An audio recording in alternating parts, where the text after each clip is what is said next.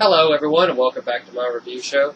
And today I'm going to be going on with the next movie of the greatest horror classics today. And last week I said, hey, the next movie when I picked it out of the bag is probably going to be another classic, another movie that was a remade again. And here it is, Little Shop of Horrors, 1960, black and white. This is one of the few movies they make from like back in that era, black and white era, that they actually re-put out in color. And there's a couple reasons for doing this. One is Little Shop of Horrors, the original. And second, this is Jack Nicholson's first, like, pretty much debut film in this. This has him in it, very young Jack Nicholson. And he couldn't have been more than like 23 or something by this time, but anyways, he just plays like this masochistic dental patient who just loves the pain. That was pretty good. Let's get in. International Movie Database give this a 6.3. Rotten Tomatoes give this a 91%, with 53% of the audience liking it. Like I said, this is Jack Nicholson's very first film. We all know him as, the Joker in Batman. He's been One Flew Over the Cuckoo's Nest, The Shining, that Jack Nicholson. This has been directed and produced by Roger Corman, who's pretty much influential in the whole horror scene back in the 60s and 70s. This is not a musical. This is not a musical. Unlike, I do believe the remake was, or is, a musical. It's been so long since I've seen it, since I probably haven't seen it since I was a kid. That's probably why I haven't seen it since I was a kid. I'm just not interested in, once you get the musical aspect, it's like, okay. Anyways, this movie is more of a comedy, fantasy, horror film. More of a comedy, fantasy than, horror. But it's slightly horror. The horror aspect is there. I'll get to it. Let's just go ahead and start it off. 1960, black and white, 72 minutes, 73 minutes long. Pretty much starts off as Seymour, is an amateur botanist inside. He works at a florist shop with a beautiful co-worker that he's in love with, Audrey. Seymour develops a new breed of plant, and he brings it into the shop to impress / keep his job. He wants to impress the owner of the shop, Gravis, and hopefully keep his job at the same time. So impress the owner and keep his job. He keeps trying to feed it, but it won't. It just keeps being sick. It won't ever grow. But he accidentally pricks his finger on a plant to move it, and like a drop of blood gets in the plant, and it starts to react. The plant starts to react. And Seymour starts to believe, okay, if you like the blood, maybe I'll give you a little bit more. Starts prick his fingers to give him blood. He questions having to do this to begin with, but he does it.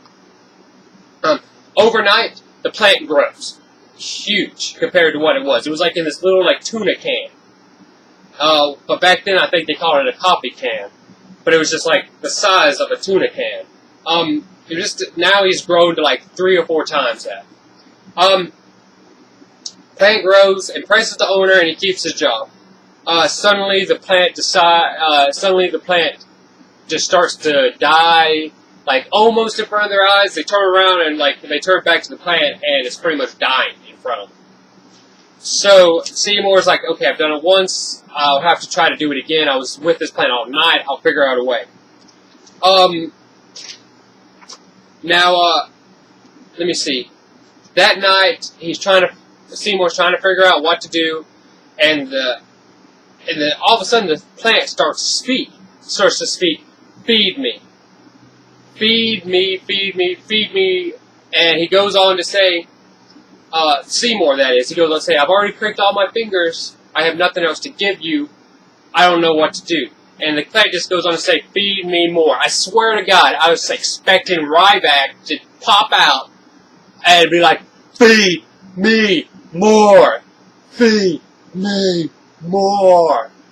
I'm sorry, I just thought it was funny to hear that coming from him. But yeah, I expect Ryback from WWE just like to jump out of the back and be like, feed me more. Anyways, funny little reference there. Seymour doesn't know what to do, so he decides like just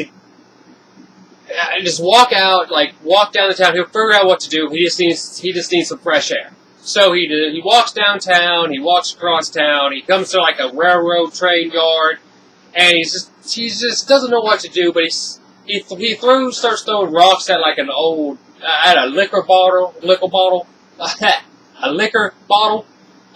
glass ones. He just tosses rocks. He picks up this huge rock, tosses it, and right when that happens, but this like, I thought it was just a drunk, but apparently he's a railroad yard worker. He just decides just to jump up. He gets up like this. Let me see. And like he like a big ass smile on his face and grabs his liquor bottle, and he like rocks hits him in his head. So that was kind of funny just to see that happening. And so he walks downtown, drunk, gets up and he gets hit in the head with the rock, and this drunk, the worker who's obviously getting drunk on the job, stumbles with the rock hit his head. So he stumbles around and he gets hit by a train. One of the railroad train, just goes by and hits him. This freaks Seymour out, and I swear to God, another funniest thing right here. He puts the body in a bag. He puts the body in a bag, and I just don't get it. It was like a potato sack.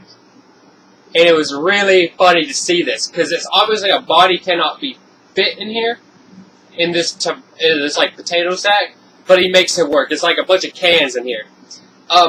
So he doesn't know what to do. He tries to like hide it. He actually tries to hide a dead body, like throw it in a track, like in a garbage or someone else's yard. That was pretty funny. But he gets caught every time, almost caught every time, and he reluctantly doesn't know what to do, and he brings it back to the shop, where the plant is right there, still saying, feed me, feed me. While contemplating what he's done, Seymour, basically, he believes he killed the man, but he really didn't, in my opinion. Like, he was alive, and he kind of, I guess in a way he did kill him, because he hit the rock, and the rock made him stumble into the train, yada, yada, yada. He didn't intentionally kill the dude, but he did. He's contemplating it, he realizes what he's done, and the plant's still there. It's like, feed me, I'm hungry, I'm hungry. Plant demands food, and Seymour reluctantly feeds body parts to the plant. So he just starts picking out of the bag. I don't know how he became body parts all of a sudden, but he just started picking out like a hand and feeding the plant, then like a foot feeding the plant, and it's just like, when do you have time, and when did it show you hacking up a body? The owner, Gravis, sees him doing this and doesn't say anything. He just kind of doesn't realize what's going on. But the next morning, the owner walks into his shop and business is booming. Everyone wants to see this plant, which has gotten huge. It's gotten huge. This plant has got so huge, like takes up like a third of the shop. But Seymour doesn't. He just like comes in there, sees the plant. Gravis doesn't say anything to him yet, and he's just like, Seymour walks in there with a toothache and wants to go to the dentist. So he leaves. Seymour does. He leaves to go to the dentist. Let me see, because his tooth. Oh, I guess it'd be this side. His tooth is hurting.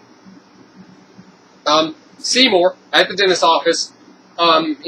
It kind of shows this dentist who's not really like the greatest. He's probably a good dentist, but he goes around everything the wrong way, where he always acts sketchy.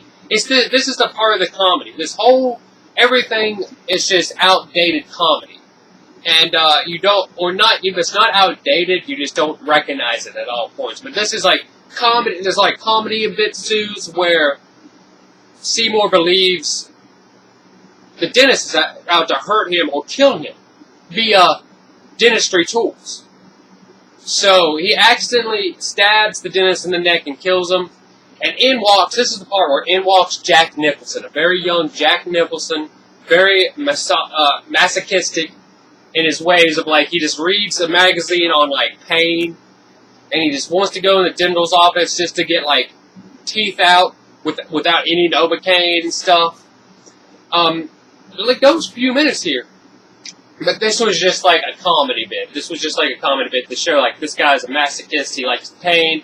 That's why he's here at the dentist office, because apparently everyone, I mean, I know it was, like, not anything back then. They didn't have anything but pain, really. So whoever went to the dentist had to be a masochist, really. They have to like pain. Anyways, Seymour had to, it was part of the comedy bit, since he actually already killed the dentist, he had to play the dentist and pull out Jack Nicholson's teeth. And when he leaves, Jack Nicholson leaves, he's like all buck-toothed and like teeth are missing and everything, and there you go. And then, like, Seymour's able to leave. Let me see.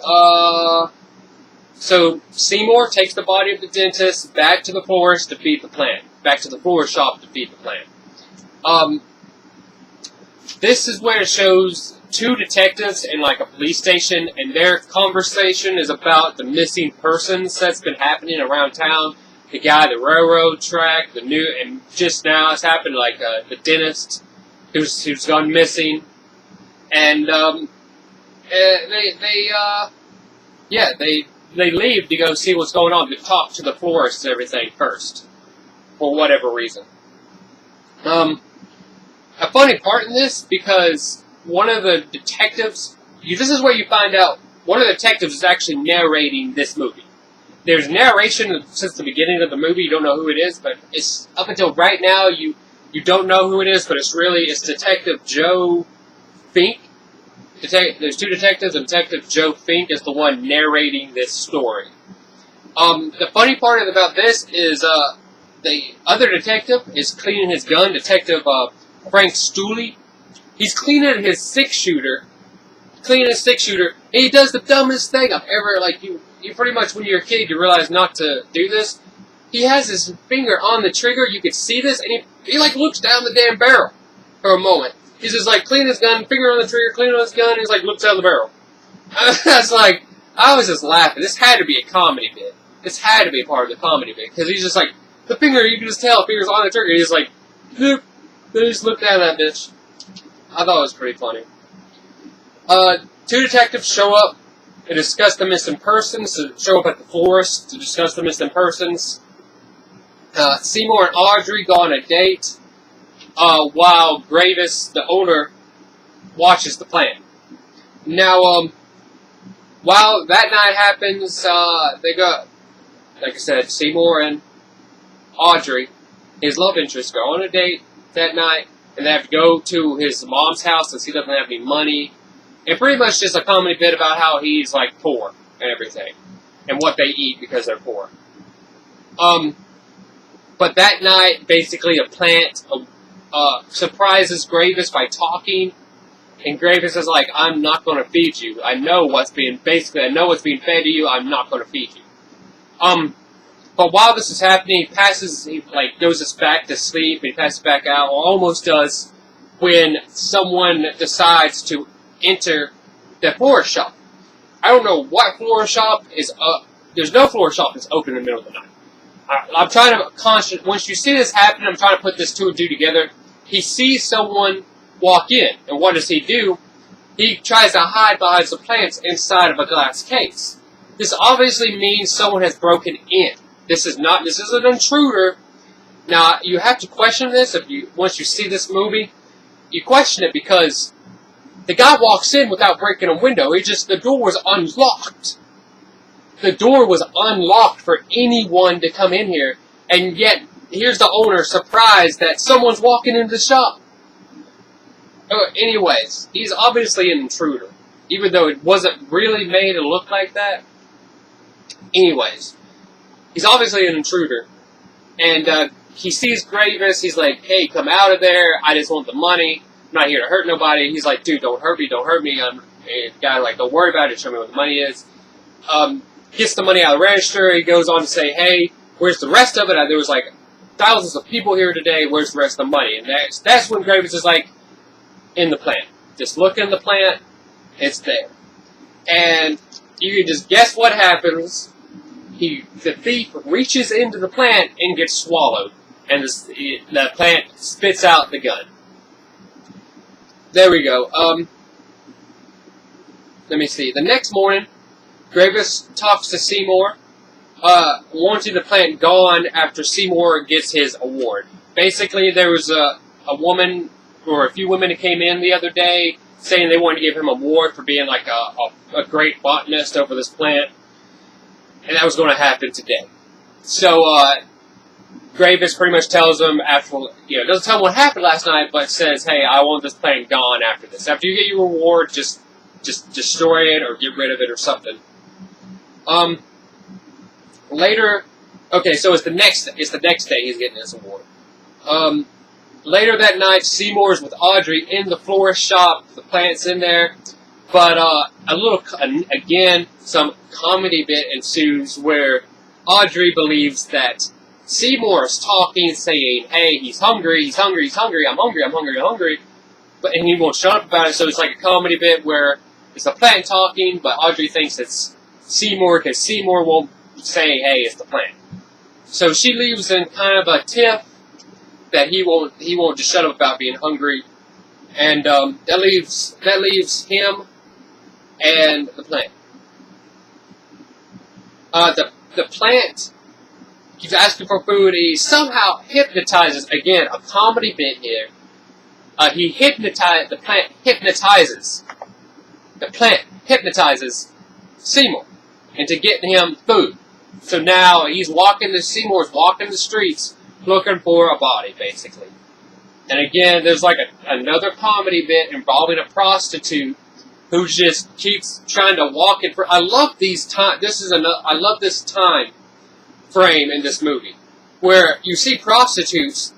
When you watch older cartoons when you're younger, you don't really recognize what women do. Like if it's like Minnie Mouse or something, just like a woman in a cartoon and the love interest is the male, and they do this thing where they take out a handkerchief and they drop it. Well, that's exactly what the prostitute did. Apparently, this is what you did back in the day if you're a prostitute to get the man's attention. You wear something sexy, you pull out a handkerchief, you lean against a light pole, and you drop the handkerchief. Hopefully, to get the man's attention, he'll pick it up for you, and then you start, conversation. Anyway, this happens a few times. He doesn't notice, but she finally gets his attention. They have a little conversation. He believes that she's there as a volunteer. Again, they don't really. It's hard to explain, but basically, he's acting like Igor to the plant's Count Dracula, where he's just like, I must find food for master. I must find food for master. And he believes that she's a volunteer, but he doesn't go on to say what she's volunteering for, but basically that's it. Seymour brings back the prostitute to feed the plant, but it doesn't show him feeding her the plant at all. It just shows them two walking away back to the florist. The next morning, everyone gathers to watch the plant bloom. So today, he's going to get his award for the botanist plant. And today at sunset, the plant should bloom. It should bloom. The buds should bloom. So people gather. The women. Who are these people called? The detectives gather. There are observers, the onlookers. Seymour's mom's there, and the women are called Society of Silent Flower Observers of Southern California. Basically, this is Skid Row. This is Skid Row is where they're at, where the forest is located. So everyone gathers to see the plant bloom. The plant blooms, showing buds. And the freaky part about this is the plant buds have faces of the victims that the plant has swallowed. So you get to see the dentist, the prostitute, the railroad worker, you get to see all these people's faces. The faces of the victims in the pollen of the budded plant. So the cops confront Seymour about this right inside the store, and he flees. Seymour flees. The cops give chase. So now everyone's freaking out. Everyone there, they see the faces of the people, and the cops give chase to Seymour because he runs and flees. He doesn't know how to explain that he pretty much fed people to the plant. So now you have like a good 5-minute chase scene here. Chase scene, but it's almost like a, what is it? I hate to say like what? Red Skelton? It's almost like a Red Skelton comedy bit where you just like, you just like chase scene where you just like go in one door and then like the cops come out another door and then they come out that door. And, it's like they go around but it's nothing like that. It's just like a junkyard. It's like tires and stuff. Anyway, comedy chasing. Seymour is able to elude the cops, and he heads back to the florist where the plant is waiting, asking for more food. Seymour complies and grabs a knife and heads into the mouth of the plant. He just walks into the mouth of the plant with the knife. He's like, okay, I'll feed you this one last time. And walks in the knife. You pretty much assume what he could be doing. But the movie ends with basically Gravis and Audrey and the cops are there at the florist. One more bud blooms, and they see the bud blooming, and it is no other than showing the face of Seymour in the bloom. So pretty much, that's how it ends.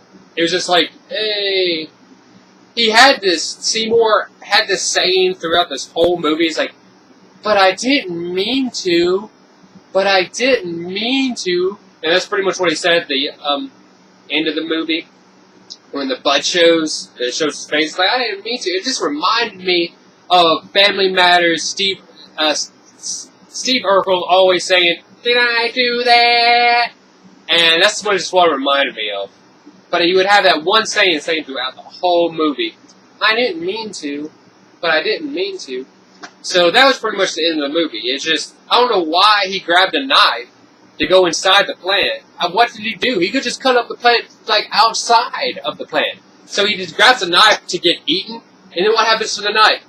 I don't know. If this was, like, some kind of special parts, of, like, you could probably find, like, an alternate ending or something, but I don't know about all that. Anyways, that's what this was. That's how it ended, basically, with the death of Seymour getting ate by the own plant he tried to grow. This was pretty good. If you're going to watch it, I would honestly prefer to have watched the in color version. But like I said, I got this whole thing here involved, and they're mostly all black and whites. So if the original version was black and white, that's probably what's going to be shown. But I would say if you want to watch it, which it wasn't a bad movie, it was okay. I mean, there's a lot of comedy that you just won't get. It's just comedy of the time. But it's a remade movie for a reason. It was Roger Corman. He was a substantial director of his time. And I would say watch it for fun. Rent it for fun. But if you find it for in color, rent the in color version. I think you'd have a lot more fun time with that. I know I would have. And it's just, everybody realizes that in black and white footage, the color is there. It's just it could never show up. They didn't have the technology to have the color show up. That's why you can just edit footage now, whole black and white footage in color. And it shows all the color. Like, the plant was, like, yellow and everything. And, like, the clothing and everything was all vibrant. And so I just thought it would be fun. But anyways, there we go. Little Shop of Horrors, original. Pretty good stuff. Can't really complain about it. It is what it is. But there we go. Here we go. Time for the bag. The bag. What's it going to be? Don't look. Just kind of switch in there. Got so many. Let's just pick one. Nice. Got one. Make sure it's just one. What do we got? Okay. This is going to be something. I don't know if this probably wasn't a remade movie or anything, but I'll just say, dude, from the year 1927. I didn't write down, but I didn't write it down. I wrote it down to all the others, but I guess I didn't write down if it was a silent film on this one or not. So I guess it's not a silent film, even though it's 1927. So it might not. I don't know. I didn't write it down, not to say it isn't. But 1927. That's all. It's not the name of the movie. It's just when it came out. But yeah, we'll get to that next week. But thank you guys for your time today. Thank you for watching. I appreciate it. Everybody have a great day, and thank you very much for your time.